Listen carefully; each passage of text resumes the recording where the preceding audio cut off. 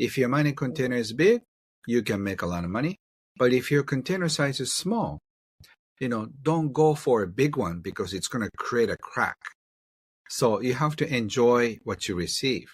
In life, you have to go after what you want, but at the same time, you have to be satisfied with what you got. The shortcut to happiness.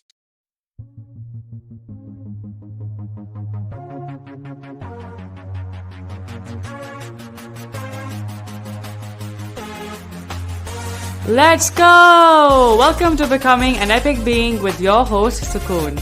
As an advocate of conscious living, my mission is to help you young adults navigate through the confronting issues of your generation, question conventional beliefs, and choose authenticity, because that is where your true joy lies.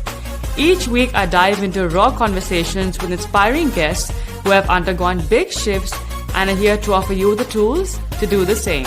So get ready to step up your game and jump on the ride as you begin the journey towards the next stage of your self-evolution. Is your money happy and smiling at you, or is it sad and crying away?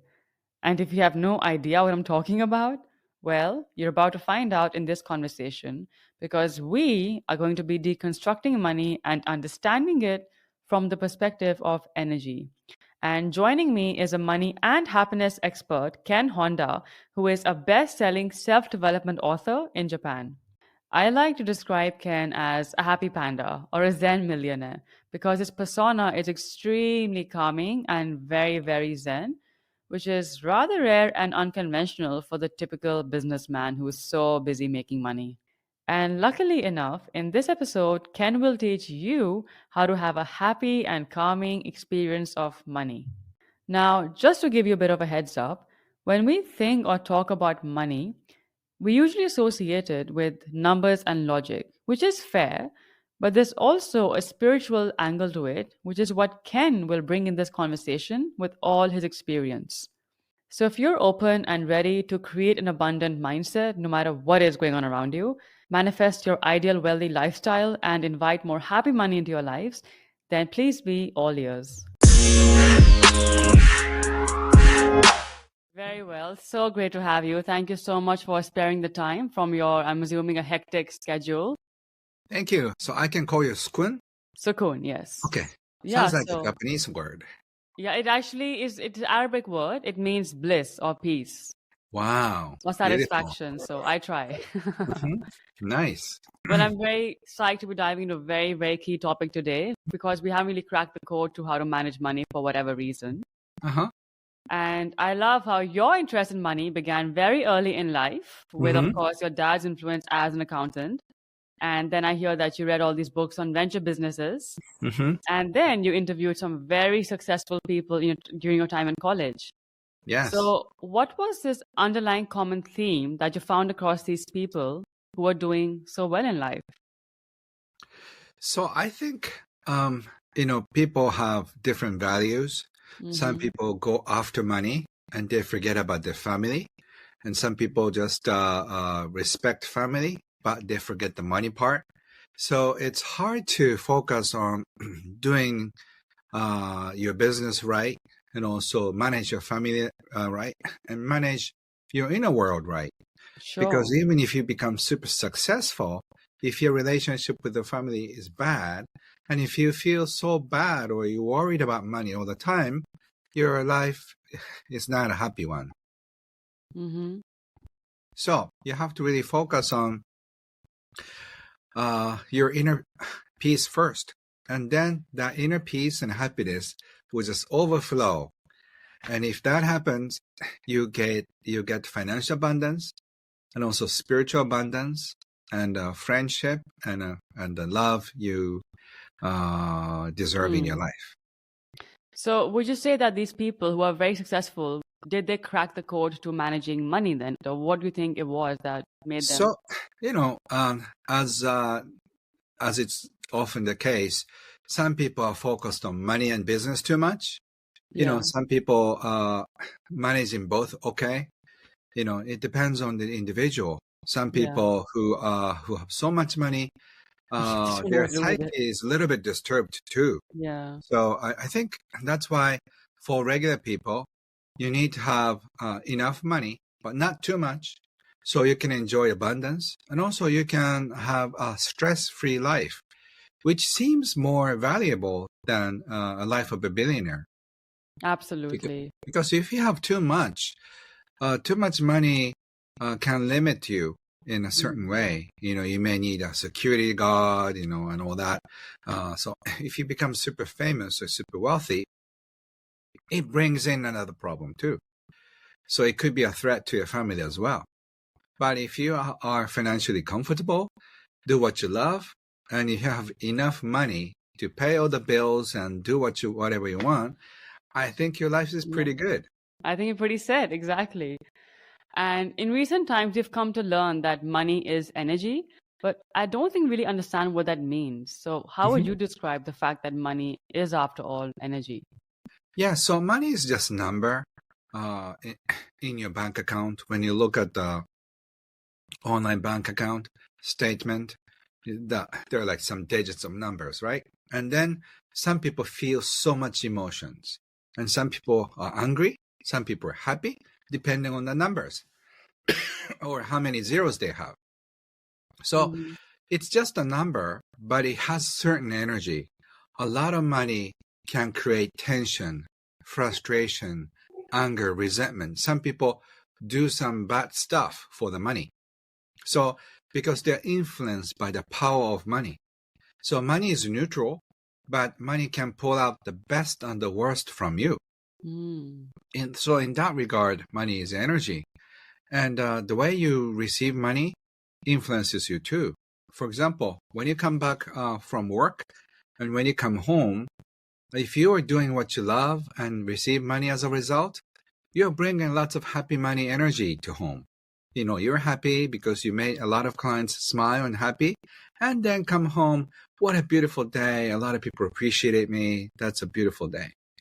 But if you are hustling and just fighting over money, and then at the end of the day, lots of stress, you come back with a bad energy. You're yelling at kids, yelling at your husband and wife, and say, like, why did you do this? Why you're not setting up the table right? Because they're just coming back home with frustrated energy that money carries.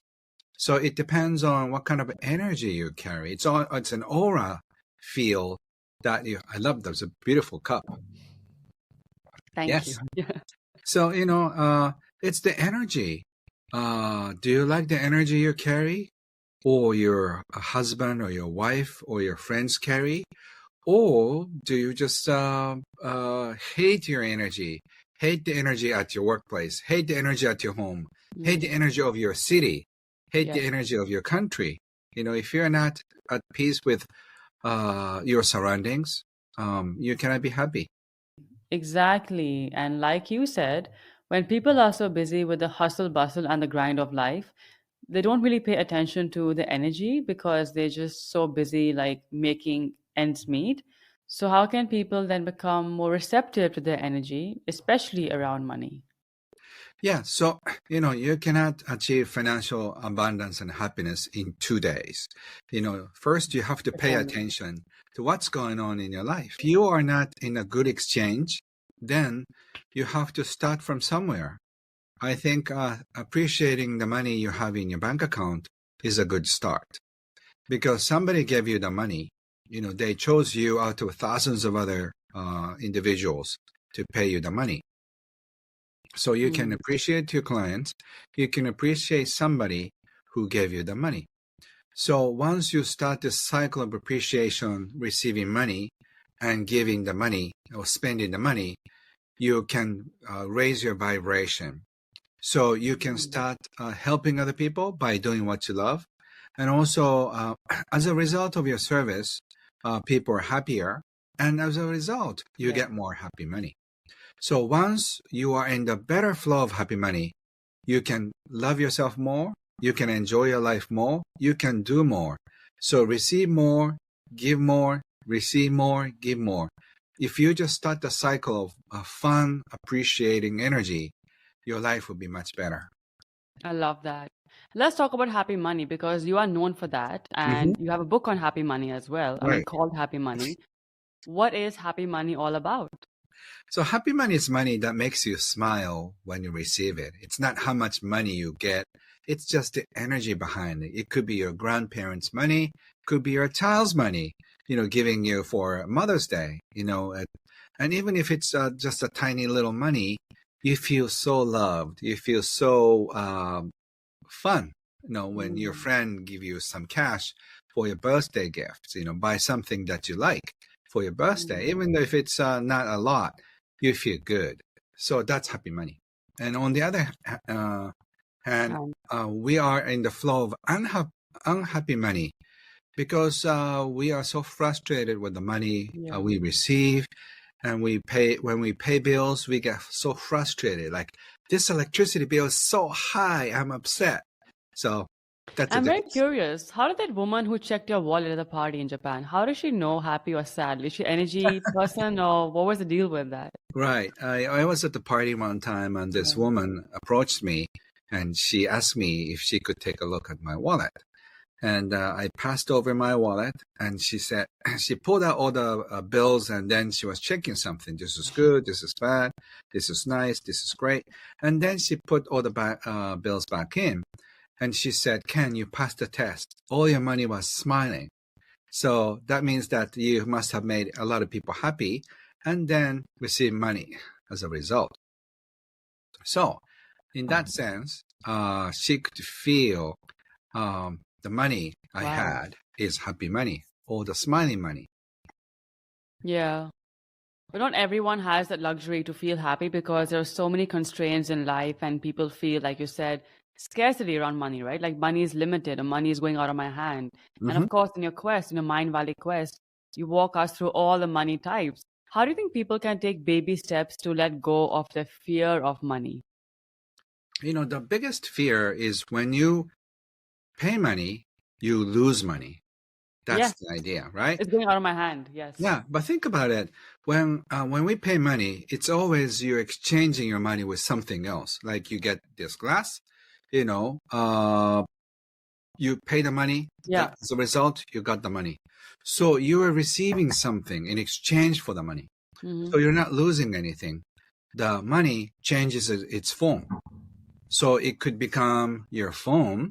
It could become your glasses. Yeah. Whatever that is, you exchange your money with something else. So in fact, you never lost anything. It's just you're exchanging things. And then with this exchange, your life exists. So once you understand that we're in the flow of receiving money, enjoy the money, and giving the money.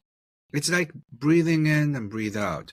When we Yeah. breathe in, Arigato in, arigato out. You talk about that in the yes, quest. Yeah. when you breathe in, you don't worry, like, can I, after I breathe out, can I get another, breath in? Like, I don't know if I can just breathe in again. So you do it very automatically. Money is the same thing.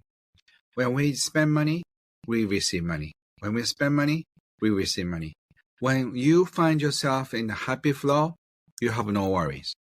Mm. It's when you find out that if I let go of my money, no money may not come in. That's the fear. Mm. So it's not healthy Yeah. because some people are afraid of their survival. Mm. Once they lose all the money, they cannot live. They're gonna die, right? So so for them, money is like life. If you lose money, you lose life. What do you think is a really unhealthy belief that we pick up about money early on in life? I think we make a mistake about spending money.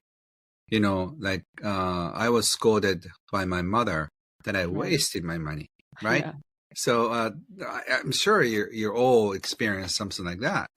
And Sure. then, like, we feel bad about making bad decision. So when we are going to make a decision about investing or buying something, we feel like maybe I should get a better deal somewhere Hmm. where I can just, maybe I should not need to buy this.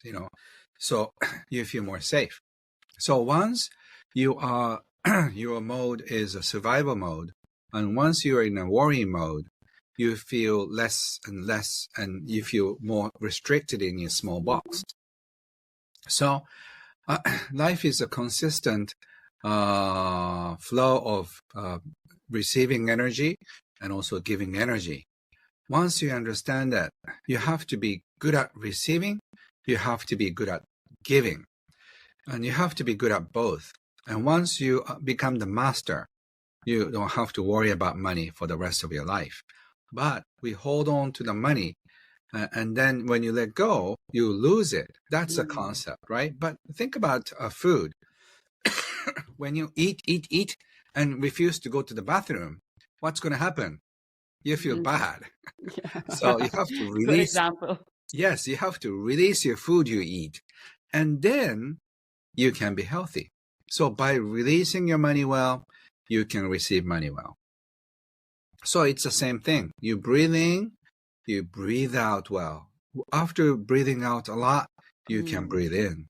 So you need to have both, receiving and giving. So once you really get this, you'll be worry-free.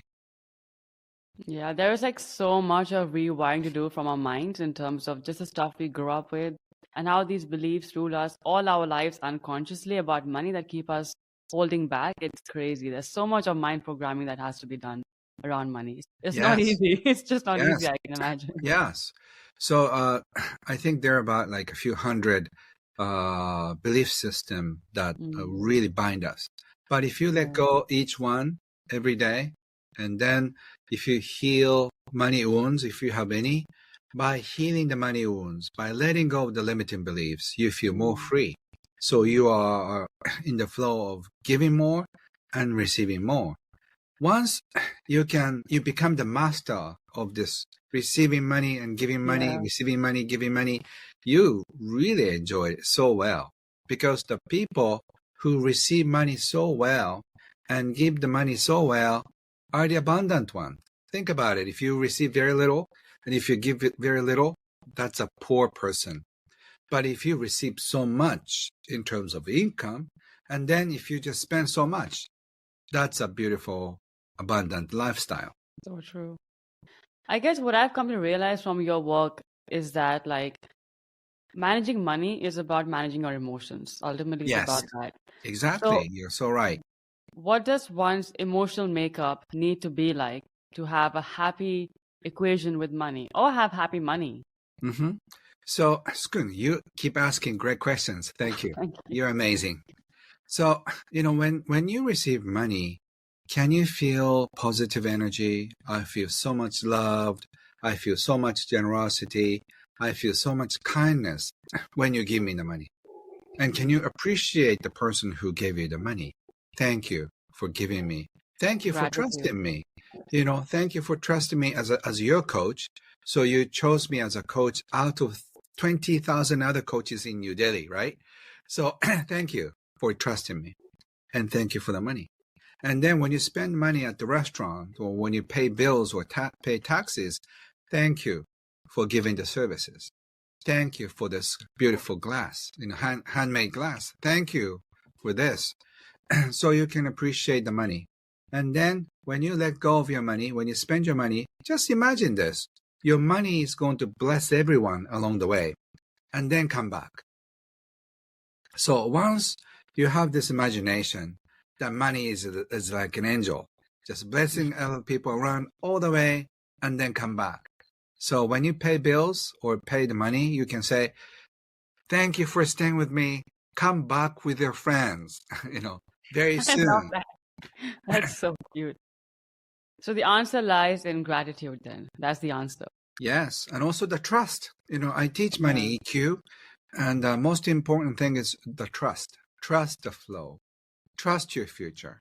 The people worry about money because they cannot trust the future. So far so good, but someday I'll be out of money. I'll be out on the street. I'll die. So that's the future they're connected emotionally. But if they have enough trust in their life, if they have enough trust for their future, they don't have to worry about it because somebody will support me. But from an energy perspective, should you be thinking about bankruptcy in the first place? Would you invite that to your life? Why would you do that? No, if that happens, that's If life. Yeah, It's I so mean the ups and downs, sure. highly unlikely that I go bankrupt because I Yeah, don't owe any money. yeah, But yeah. if that happens, I'm okay. That's I come good. up with 10 different creative ideas. Like I Wow. can, as a writer, I can write a book on the joy of bankruptcy. What I learned, 8 lessons I learned from bankruptcy. Wow. Or like something like that. And I can make it a national bestseller and I can come back. So Sure. a lot of people are afraid of thinking negative things. Like, I don't want Yeah, to think about bankruptcy because yeah, it brings me bad luck. I'm not worried because even if I go bankrupt, I'm okay because I sure. know how to come back. So if you are afraid of something, you are focused, Yeah, fixated on the yeah, negative yes, things. I'm yes. not. I can think of bankruptcy. I can talk about bankruptcy. It doesn't scare me. In fact, it's kind of exciting. What if I go bankrupt? How many friends will show up and help me? Like, Very nice. I will know. Like, some of my friends will be Real good friends. friends, right? Yeah. Some Who are people real are not. friends, I will tell in times like those. Yeah, so that would be fun to figure out. So I'm not afraid. So if you're not afraid of those, you can be totally in peace with Sure. who you are. But Ken, what about people who have had really bad experiences and have been like cheated by the people on, like business partners? How can they learn to trust? Like, have you worked with people like that in your life?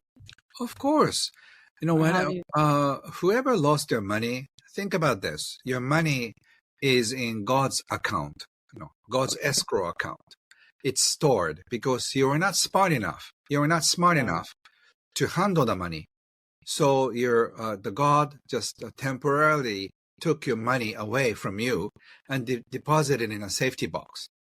So when the time comes, the right time comes, the God or goddess will send you back. So it's not lost. So you think like you're cheated, you think you lost it, but it's not. When the time, the right time comes, the money will be sent back to you. So it's under one condition. When you start helping people, when you start really going in service, that brings you ikigai, your life Mm. purpose, and totally dharma, right? So if you truly live your life purpose and help a lot of people, then, okay, I think the time has come. We'll just reimburse the money. So you get the money back. So if you have ever lost money on investment, some people stole it, your brothers and sisters or neighbors or some bad dealing or a business partner, don't worry about it. It's stored in a safe place. Oh my God, imagine that perspective. If only everyone thought like that. But Yeah, it's a very spiritual angle, isn't it? yes, Super because a spiritual. lot of people who were once wealthy lost everything, but Yeah. they'll get it back. If they think like that, because most people I would imagine would be like, what is this? Like, what God account? So, from a cultural perspective, where have you found the most resistance to adopting this belief that your money is safe, it's in God's account, and it will come back to you? Yeah, if you want to believe it, that happens. If you don't believe it, it's not going to come back. So, Yeah. which one do you want to believe? So, are people living in the East more open to this idea than in the West? I mean, do you find that difference culturally? I think it's up to an individual. If Yeah. a lot of people get it, wow, Ken, thank you. Yeah. I think my money is safe. That Yeah. means that their money is safe. When they think I don't want to believe it, unfortunately, their money is not safe. Got it. When we were talking about the flow of money a few minutes ago, a question came to mind, which is how can people who are surviving day to day and literally living paycheck to paycheck, how can they avoid the scarcity mindset? So unfortunately, a lot of people are living that way. Yes. It's because there are two things. One, you're making too little money. Your job is Mm. not likely to pay you well. So Yeah. you're just getting a low paying job or minimum wage. That is a problem. And the second thing is you're spending too much. So a lot of poor people, they don't budget well. They go Mm. to a dollar shop and buy things that they don't even use. So, out of stress. So you have to do two things. One, you have to increase your income. To do that, you have to do what you're good at. Maybe selling, cooking, speaking, writing, connecting, whatever you do well, you have to focus on doing that. If you focus on your gift, you get paid more. That's one thing. Right. And the other thing is you have to spend less. You're spending way too much money compared to your income. So my mantra to the people who just don't understand the concept of budgeting is that until you become financially comfortable, you have to listen to this. When you want to buy something, ask yourself this. If I don't buy this now, am I going to die tomorrow? If I don't buy this today, am I going to die tomorrow? If it's a food, you have to buy it. But if it's another shoes, another glass, another new iPhone, you don't have to buy it, right? Yeah. Yeah. So a lot of people buy things that they don't even need. So you have to understand about budgeting. And then if you spend less money, every month you have some money left over. And then by using the money, you can learn something more, something new. You can watch YouTube and learn about new skills. Yeah. There's so much free information out there that you can just improve your skills. So by improving your skills, life skills, you find a better job, and then a better job, a better job, a better job. After 3 years, you will get paid a lot more than you do now. And if you just keep spending less money, you have enough money. So you'll be out of the survival to live between paychecks. And once that happens, you just grow your consciousness more. And after you get out of the survival mentality, you need to sit down and learn more. You may need to go back to college or go back to education. You need to learn about accounting, bookkeeping or programming, whatever you're good at. You should focus on that. And then your income will be doubled, tripled. And then by that time, you don't have to worry about money. Sure. So the only way out of scarcity is to, of course, go out there and create more money, which is, the obvious answer. And is there anything else I can do in the meantime for the mindset to maybe think more abundantly or think bigger or whatever, to have the belief that you don't have to live like this. Like, it's fine. You can live in a different way than what your circumstances are. Yes. If I were in the situation, I would Google somebody who is in the same situation as I am right now and who got out of this terrible place by doing something. What did he do? What did she do? Did she study something? Did he study something? How did he get out of the mess I'm in? So if you just learn about those people who have done it in the past, I'm sure there are many stories. And then you can do the same thing. So give yourself 3 years, you can get out of that. And if you give yourself 10 years, you could become wealthy. Yeah, because I bet many people struggle with being grateful for what they don't have right now. Like, that's the hardest challenge of the human mind. Because you feel happy when you have stuff. When you have nothing, then how do you feel grateful? And that's where so many of the world's population really struggles with, and they stay stuck in that mindset. Right? So I would suggest appreciate in advance. Thank you for the money I'm going to make in 5 years. So That's you're so appreciating money in advance. It's such a mindset game. This stuff is such a mindset game. Yes. So live as if you were already financially independent. Live as if you were like a millionaire. You don't have to pay, expensive dinner and stuff, but feel like you're already a billionaire. And then your way of thinking will be totally different. You'll be out of victim mentality and you can create something in your life. Once you are on your, the right seat, you can just drive yourself. Don't sit in the back and hoping that somebody will drive you to a nicer place. I know this is pretty subjective